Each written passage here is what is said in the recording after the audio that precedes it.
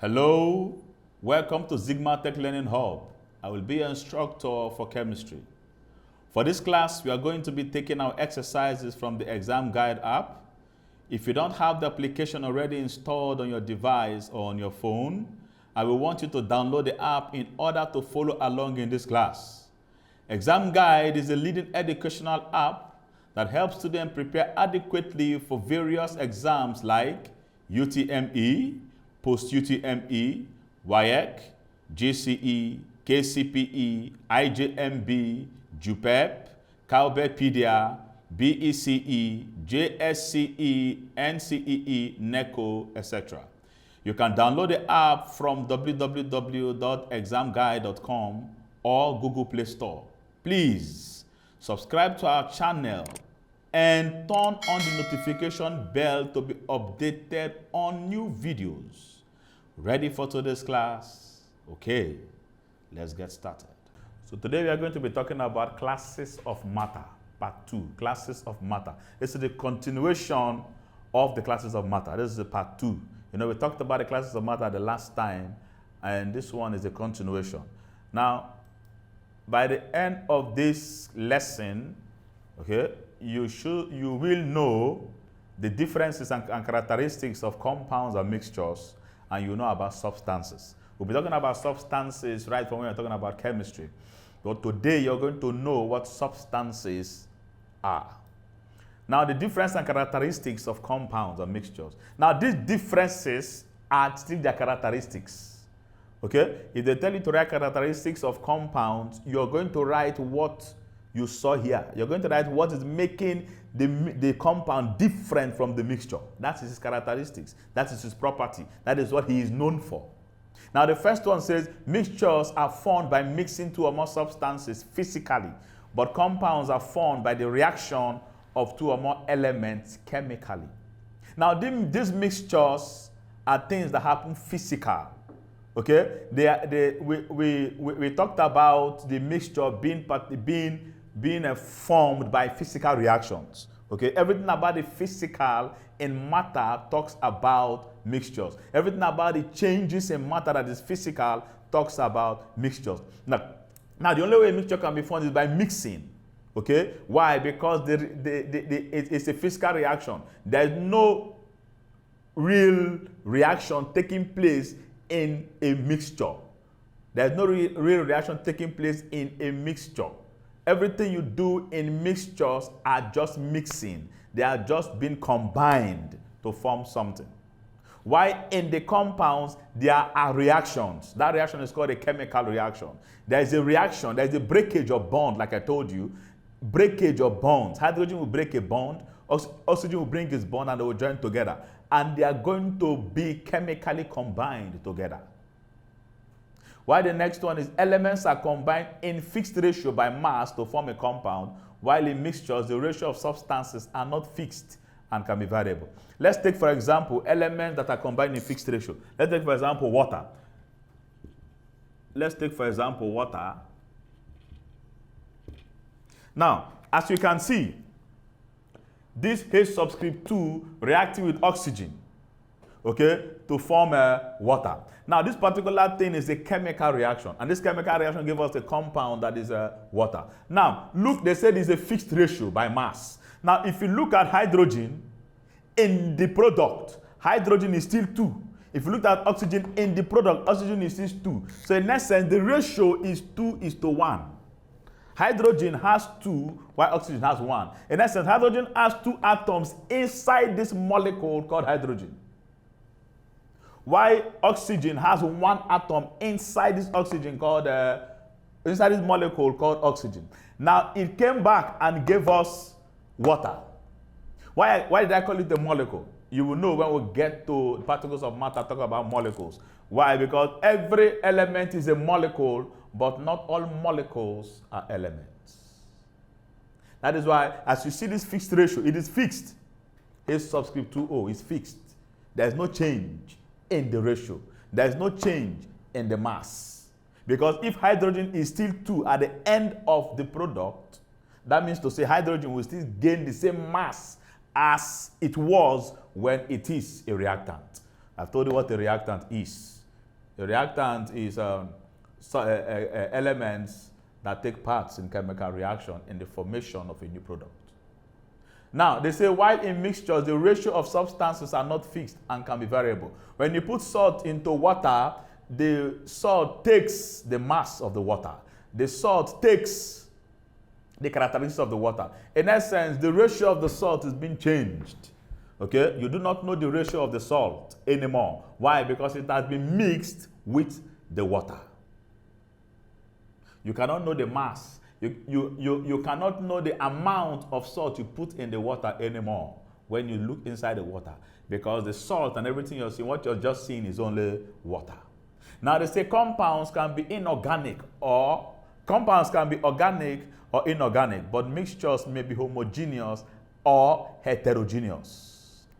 Okay, organic, like we talked about organic chemistry, are compounds that contain carbon, they are natural. Inorganic are compounds that do not contain carbon. But mixtures may be homogeneous and heterogeneous.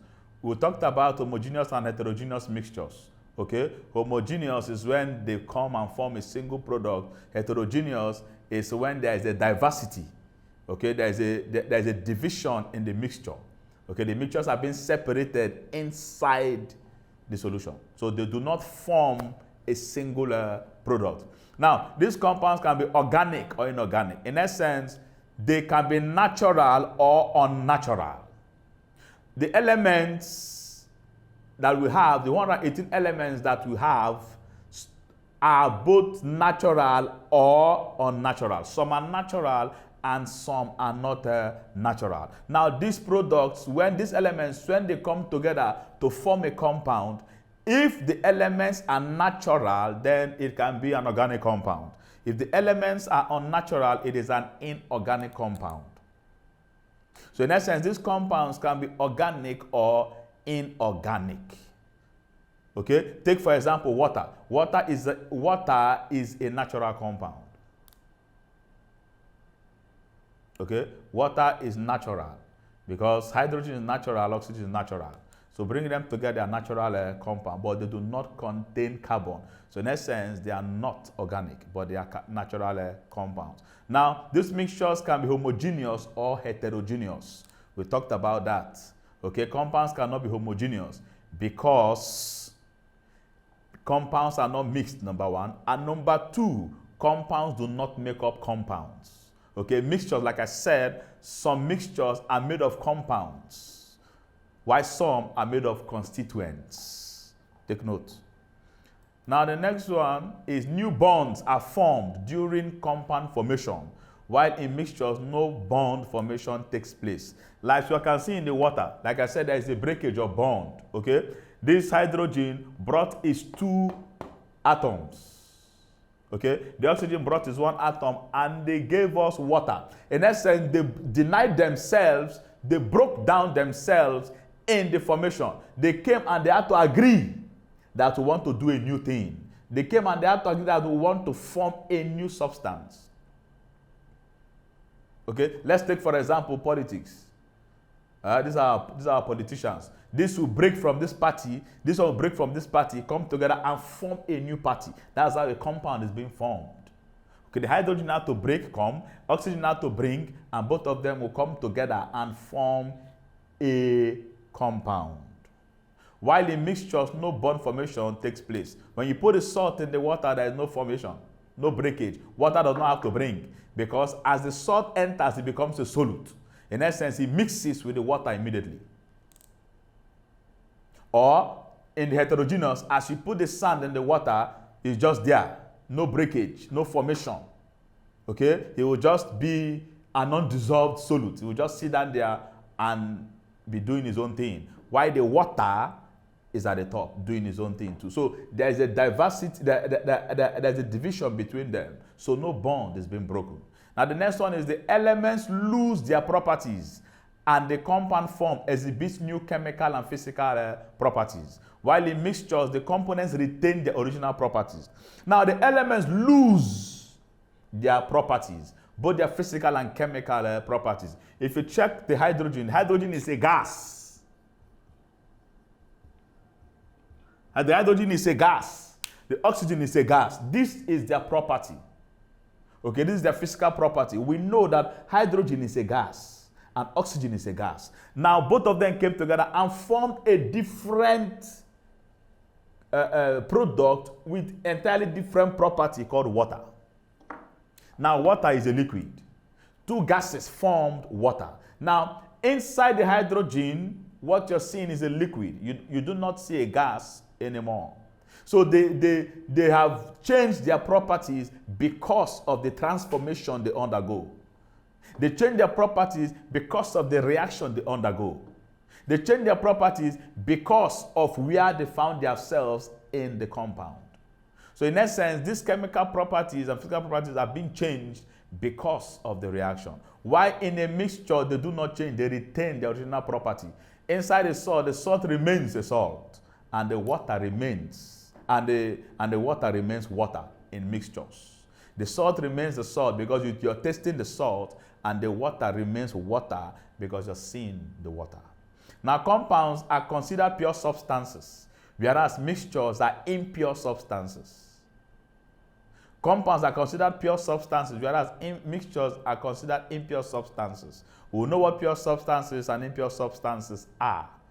Okay, I told you that in the classification of elements, we said that compounds and elements are pure substances. Why are they pure substance? Why is a compound a pure substance? Because it is made of pure substances, which are elements. And why are mixtures impure substances? Because it is made of it is made of physical things. It is made of things that do not go through chemical reactions. So it makes them impure because their purity cannot be really identified. Now, example, using sand and water. The sand is impure, okay? There's no purity in the sand. Now, putting sand in water will make the water impure too. So this thing, and this particular sand and water is a mixture, but it is a heterogeneous mixture because there's a division. So it becomes impure. Now, similarities between compounds and mixtures. They are both combined in a definite ratio or in any proportion. They are both combined in definite ratio or in any proportion. Look at the water. Okay, they have a definite ratio and in any proportion. The proportion there is 2 atoms of hydrogen and the molecule of oxygen gave us water. While in a mixture, I can bring a spoon of salt and put it in a cup of water. That is the proportion, that is the ratio.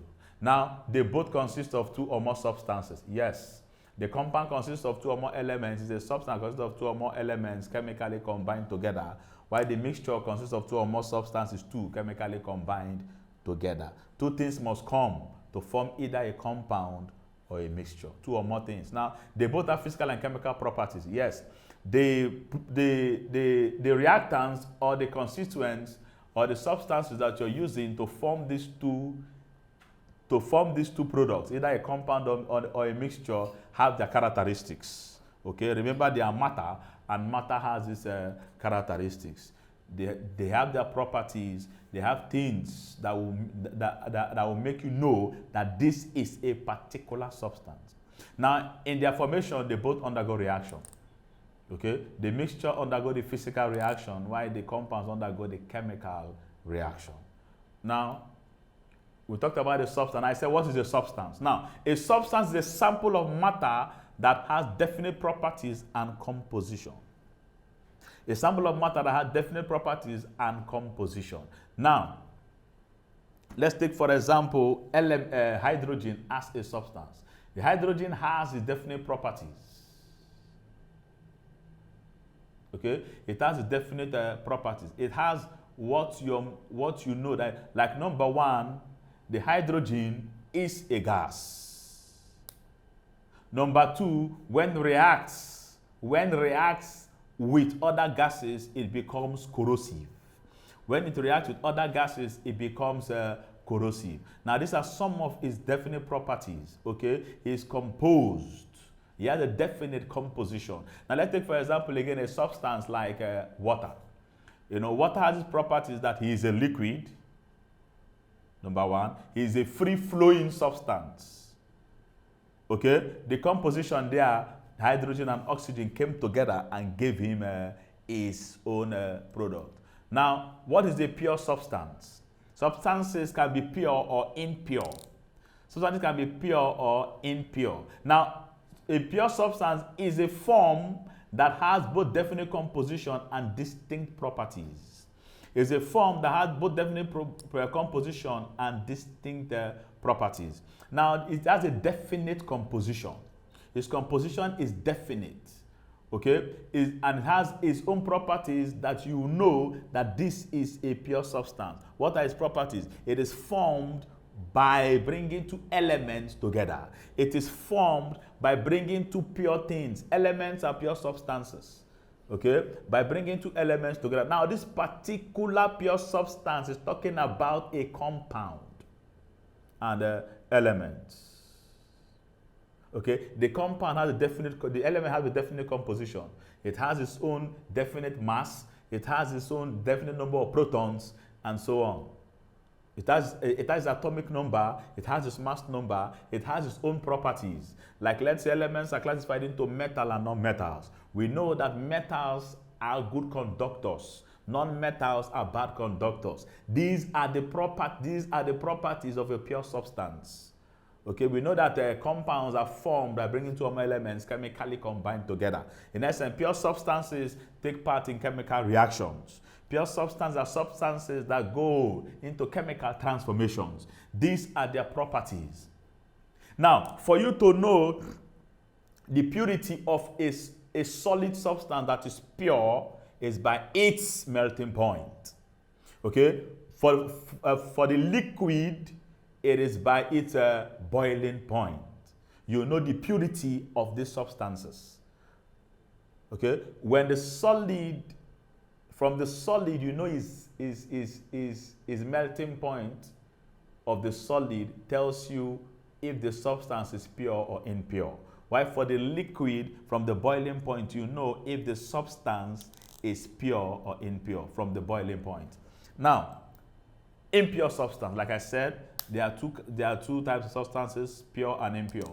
The impure substance is a mixture of elements. It's a mixture of elements, or a mixture of compounds, or a mixture of elements and compounds. When you bring mixtures of elements, okay, mixtures of elements. Everything about this impure substance is a mixture. So in essence, you're mixing two elements together. Mixing two elements together. Let's take, for example, in corrosion. Okay? In corrosion, we talked about dipping steel into zinc in corrosion, in galvanizing. When you dip steel into zinc, there are two substances. The zinc is a metal, and the steel is a metal, quite all right. But the steel is still a combination of other metals. So bringing them together, you're mixing it to create an alloy. Now, in that pattern, that particular mixture becomes an impure substance. Why? Because it is done by mixing. And in essence, one must have to sacrifice for one in order for these things to come. Remember, an alloy, has a base metal and the alloying metals. So the base metal is more than the alloying metals. In essence, the alloying metal sacrifices for the base metal to take the glory so that it can be used as an alloy. So in essence, the alloy becomes an impure substance. One must sacrifice for one in mixtures. Because the soil sacrificed for the water. That's what it means. The soil sacrificed for the water and they gave us one particular product. Why in the pure substances, there's no sacrificial lamb. Both of them bring their bond to form a different thing. And they remain the same in that particular compound. Now, it's a mixture of compound and elements. Okay, mixture of compounds and elements. Now, I think I said, for example, muddy water, salt water, sugar solution. All these are impure substances. Okay, when two compounds come together by mixing to form a product, it's called an impure substance. It's called an impure substance. Now, if the melting point, how do we know these impure substances? If this particular substance has a high melting point, it becomes impure. But if it has a low melting point, it becomes a pure substance. If it has a high boiling point, it becomes impure. If it has a low boiling point, it becomes pure.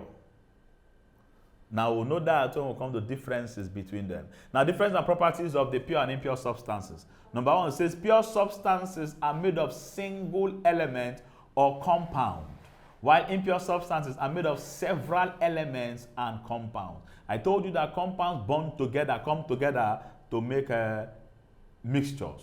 Okay? Anything you hear about impure substance is a mixture. When you hear about pure, it's an element or a compound. So pure substances are made of a single element, single or compound, while impure substances are made of several elements or like we said, substances come together to form this particular impure substances. Compounds come together to form this particular mixtures. Remember, mixtures come together. Mixtures are substances that come together to form that particular product. Now, the second one says, in pure substances, the chemical properties are constant, whereas in impure, the chemical properties are varying. Like we talked about in the water when I told you that these properties are constant. They remain the same even after the reaction when it comes to pure substances. While in impure substances, during the reaction, they started losing their properties during the reaction. Okay? They don't need to wait till after. During the reaction, they start losing their properties. As the salt is going down, it is dissolving. So it is losing its properties immediately. Now, the purity is 100% in pure substances, while in impure substances, purity is less than 100% or not guaranteed. Or not guaranteed. Purity, when we talk about this purity, means we are talking about their constant composition. We are talking about their definite properties. That's what makes them pure. Okay? The hydrogen is the same after the reaction. It's still the same. It's still pure. It's still the way he is. Nothing changed. As we checked, nothing changed. But in the impure substances, so many things change. Okay, so many things will change. Okay, their characteristics have changed. Everything have changed. So their purity is not guaranteed. Now, the other one says their composition is not uniform in an impure substance, whereas in pure substance, the composition is constant. Look at the water. I always use water. Okay, look at the water. The composition is constant before, during, and after the reaction. It is constant. Before the reaction, hydrogen has 2 atoms in the molecule. During the reaction, it still has 2. After the reaction, it still have 2. Why in a pure substance, it is not uniform. As you put a spoon of salt inside the water, as it's going down, it is losing its efficiency. Okay, even when you separate them by evaporation, the salt that will remain will not be the same amount of salt that you put inside the water. Why? Because some of the salt will evaporate with the water. So their composition is not uniform. Now, their similarities, what is making them the same? They both have melting and boiling point. They both have melting and boiling point. Now, when the melting point of a substance has a wide range, it becomes an impure substance. When the melting point of a substance has a wide range, it becomes an impure substance. But when the melting point have a low range, it becomes a pure substance. Why do these melting points must have the wide range in impure? Because the compositions are not the same. Because of the impurities inside the substance. So it is making it difficult for the substance to melt when faces atmospheric pressure. Even if you're boiling water, okay, if there is an impurity in that water, it will be the water needs to have a wide range of boiling point because of the impurities inside. They fight with the heat that is being transferred from the pot to the water. They fight with it. Okay, they are struggling They had to struggle with the water.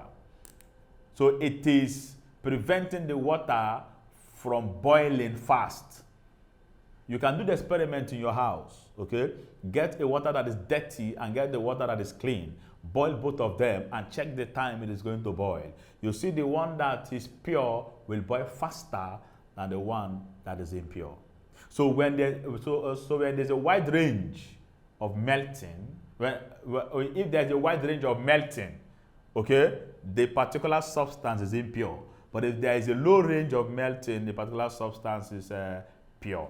Now, they both have combination of substances. It's the same, like we said, two or more products coming together to form a compound or a mixture. Now, they both have weight and volume. Both of them occupy space. Both of them can be weighed. Both of them occupy a volume, and both of them can be weighed. You can weigh them. You can weigh water, to tell us the weight of water. You can weigh a salt solution, tell us the weight of salt solution. Now, they both have chemical composition. Yes. This is one point that most chemists or most people that want to be chemists or most people that go to school or most teachers fail to understand. It does not mean because it's a mixture, it does not have a chemical composition. You know, when we talk about chemical, people feel it's just for compound and chemical things and so on. Yes, but remember that a mixture consists of two or more compounds. In essence, what form the compound? Compounds are formed from chemical compositions. Compounds are formed from chemical reactions. So in essence, if the compound is formed from chemical composition and you bring them together and they form a product, that product must have the chemical composition. So you can say a mixture is the combination of compounds. You're correct.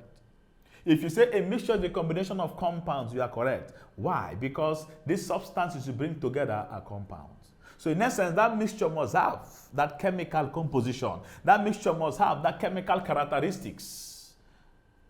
Okay? It must have to have that chemical characteristics. But the difference between both of them is that one is done by chemical reaction and the other is done by mixing, which is the physical reaction.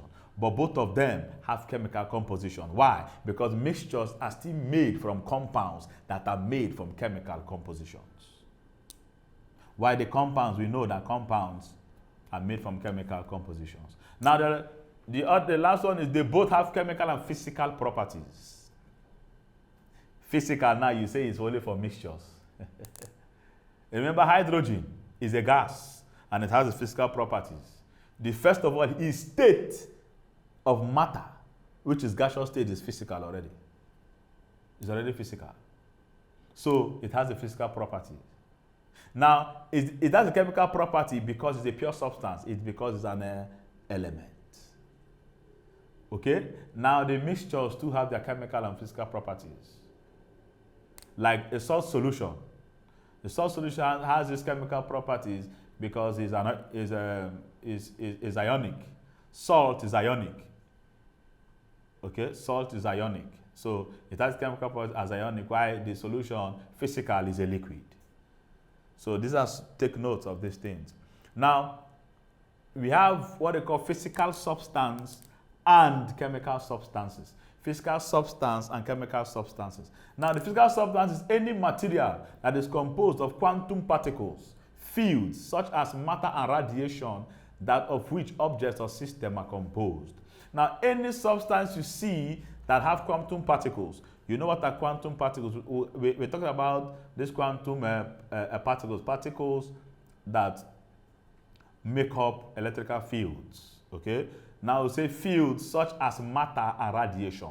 Matter, you know, is anything that occupies a space. So in essence, anything that occupies space that has particles. You know, matter has particles. Anything that occupies space that has particles and radiation is called a physical substance. When they have particles, every single matter is composed of particles. Every single matter is a field. Remember, if I carry an object and place on a particular space, that space it occupies becomes its field. That space he occupies becomes his field. And that object is composed of particles occupying a field as a matter. That's the physical substance. Now, we have chemical substance. Chemical substance is a form of matter having constant composition. You know, they have a constant composition, chemical substances, like the, what they call it, the compound and the mixed, the compound and the elements, as we have been talking about since. Now, types of chemical substances. The first one says pure chemical element. Pure chemical element. The pure chemical element is a substance that consists of only one isotope. Consists of only one isotope. And isotopes are atoms that has the same atomic number but different mass number. Isotopes are atoms that have the same atomic number but different mass number. We'll talk about that in detail when we talk about the particles of matter, subtopic atom. Okay? Now, the second one says that pure chemical compound, that's the second one, is a substance that is composed of a particular set of atoms or ions. Particular set of atoms or ions. Now, if you look at this NaCl I wrote here, I gave you signs. Okay, there are signs of positive and negative. These positive and negative signs are the charges in this particular compound. Okay, these charges in the particular compound are known as the ions. The ions are being known because of their charges. We'll still talk about the ions more when we get to the particles of matter, because an ion is one of the particles that make up matter. As you can see, this sodium chloride common salt is a matter, and it's been composed of charges, sodium and chlorine. Remember, sodium is a solid.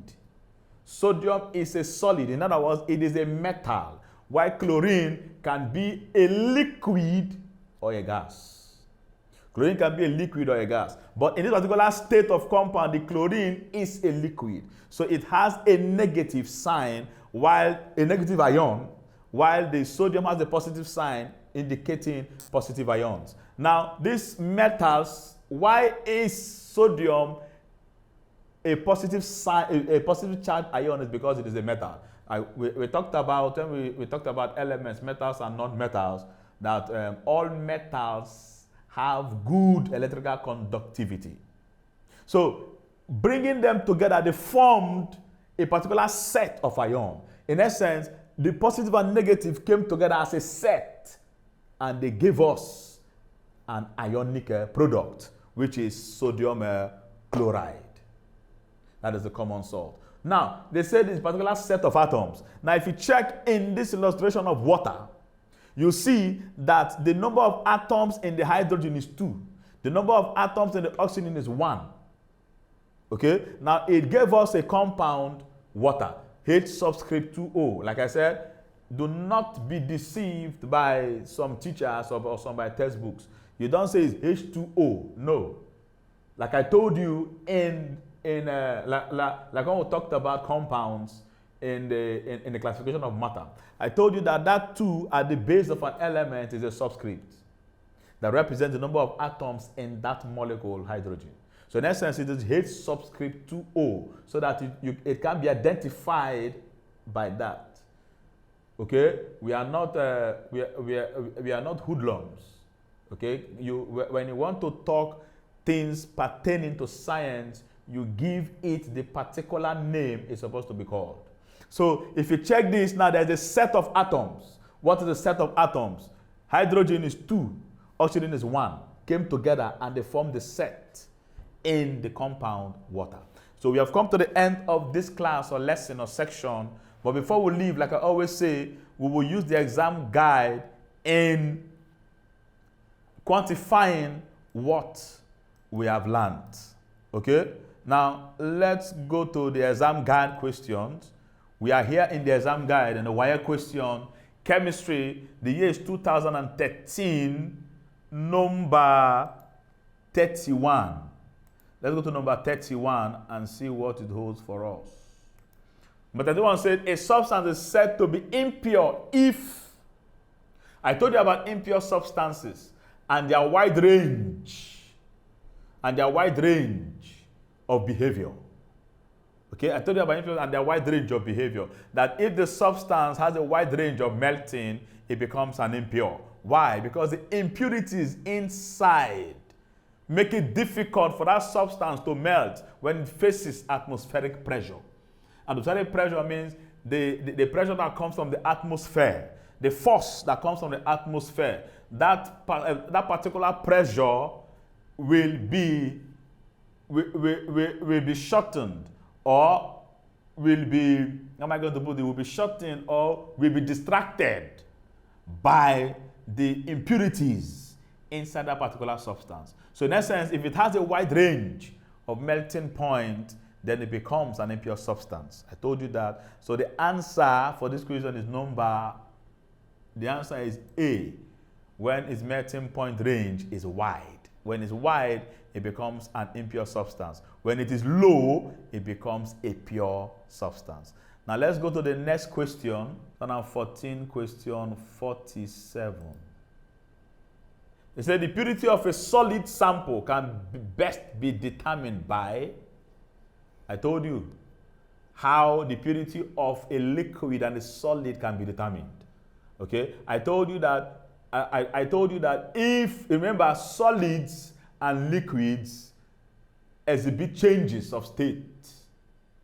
Exhibit changes of state. Most especially the solid goes through melting and the liquid goes through boiling. Most especially. Okay, these are the experience that change of state most times. Now, I told you that for the solids, it is for the melting point to determine its purity. If the melting point has a wide range, then it's a pure solid, a pure substance as a solid. If the melting point has a low range, then it is a pure substance. Sorry, if the melting point has a wide range, then it's an impure solid. But if the melting point has a low range, then it is a pure solid. Like if I keep an ice block and it melts faster, I know that that particular ice block has its crystalline nature completely. Now, you do the experiment in the house, you take an ice block that is formed with dirty water, and you take an ice block that is formed with clean water. Keep both of them and check the time when they are going to melt. Check when they are going to finish melting. You'll see that the one that is made of good water will melt faster than the one that is made of bad water. Why? Because the bad water contains impurities, and these impurities fight this melting process of the liquid, of the solid. So in essence, the purity of this solid sample can be determined by its melting point. So the answer is B. Thank you for participating in today's class. You can practice more questions using the ExamGuide app. The app scores and gives a detailed explanation of all the questions at the end of your practice test. You can learn a particular topic of interest with different modes like study mode, mock mode, and practice mode. It also has other features that make learning fun. It is a must-have for all serious students. Download from www.examguide.com if you don't have it yet. See you in the next class. Don't forget to subscribe to our channel. Hit the notification bell and share the videos to people that will benefit from it. Bye.